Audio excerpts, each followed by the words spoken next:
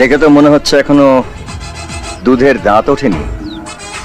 তা দুধ খাওয়ার যখন এত ইচ্ছে হয়েছে তা আমাকে বললেই পারতে, আমি দুধ খাইয়ে দিতাম।